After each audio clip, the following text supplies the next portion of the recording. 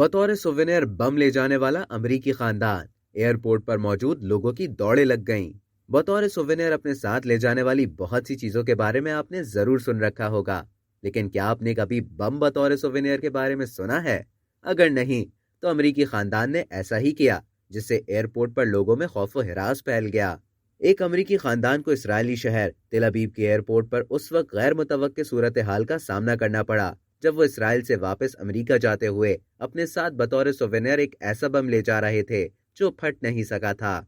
उस खानदान के एक रुकन को ये बम मकबूजा गोलान की पहाड़ी से मिला था, जो सन 1967 की अरब इसराइल जंग के दौरान इस्तेमाल किया गया था। उस खानदान ने इस बम को बतौर सोवेनियर अपने साथ ले जाने का फैसला करते हुए एयरपोर्ट पर सिक्योरिटी स्टाफ से अपने सूटकेस में रखने की इजाजत तलब की, जिस पर एक सिक्योरिटी अफसर ने करीब से लोगों को हटाने का हुक्म दिया।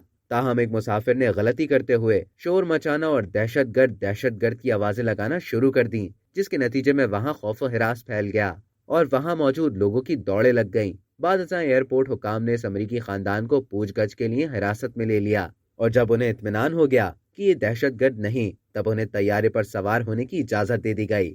अब तक के लिए इतना ही। मजीद इसी तरह की दिलचस्प मालूमात हासिल करने के लिए डेली जंग को सब्सक्राइब करें और बेल आइकन पर क्लिक करें, ताकि ताज़ा तरीन वीडियोस का नोटिफिकेशन आपको बर वक्त मौसूल हो।